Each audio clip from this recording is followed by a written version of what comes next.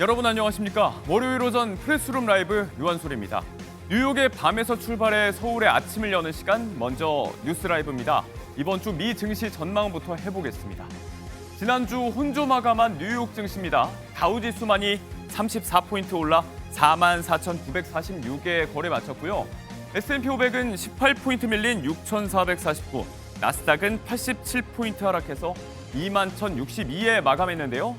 트럼프 대통령의 반도체 고율 관세 발언에 기술주가 하방 압력을 받았습니다. 역시나 관련 메시지에 촉각을 세워야 하는 한 주가 되겠고요. 21일부터 23일까지는 잭슨홀 미팅이 열립니다. 고용 쇼크, 금리 인하에 대해선 어떤 이야기가 나올지도 관심사입니다. 또 러시아 우크라이나 간 평화협정의 성사 여부에도 많은 것이 걸려있죠. 오늘 젤렌스키 우크라이나 대통령이 백악관을 방문합니다. 회담 결과도 한번 지켜보시죠. 이번 주 국내 증시는 어떨까요? 장 초반 하락세입니다.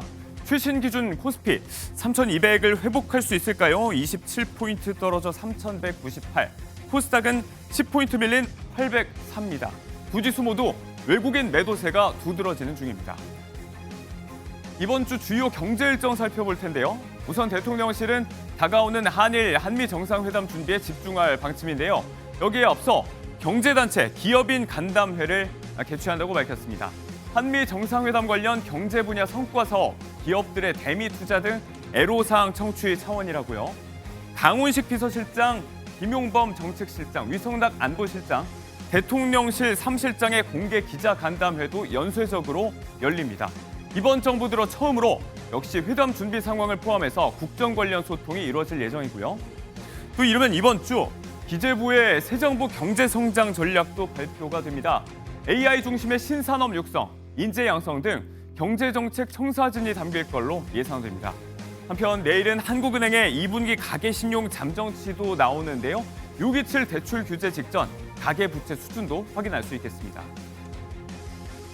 미국과의 협상이 연기되면서 인도는 당장 27일부터 50%의 초고율 관세를 피하기 힘들어졌습니다.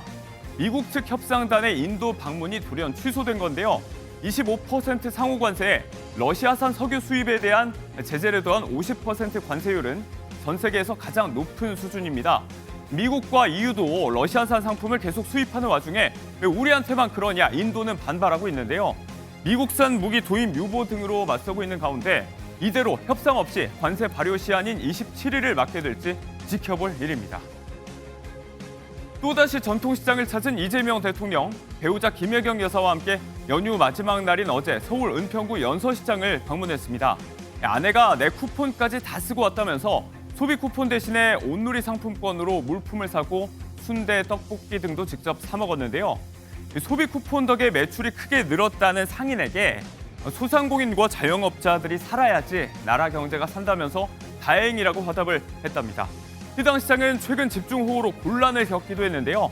현장에서 수해 상황을 잘 챙겨달라는 당부도 전했습니다. 불법 계엄에 대한 정신적 피해를 보상하라. 특검 조사를 받고 있는 윤 전 대통령 부부에게 시민 11,000여 명이 오늘 1인당 10만 원의 손해배상 소송을 제기합니다. 비상계엄이 특검 저지 등 오로지 김건희 여사 개인의 사법 압박을 피하기 위해서 자행됐다는 건데요. 앞서 이미 지난 25일 시민 104명에 대해서 10만 원씩 위자료를 지급하라는 법원 판결이 있었죠. 이후로도 윤 전 대통령을 상대로 계엄 선포 책임을 묻는 소송이 이어지고 있는 상황입니다. 김 여사는 구속 후에 두 번째 특검 조사를 위해 출석을 했는데 오늘도 진술 거부로 대응할지 관심이 모입니다.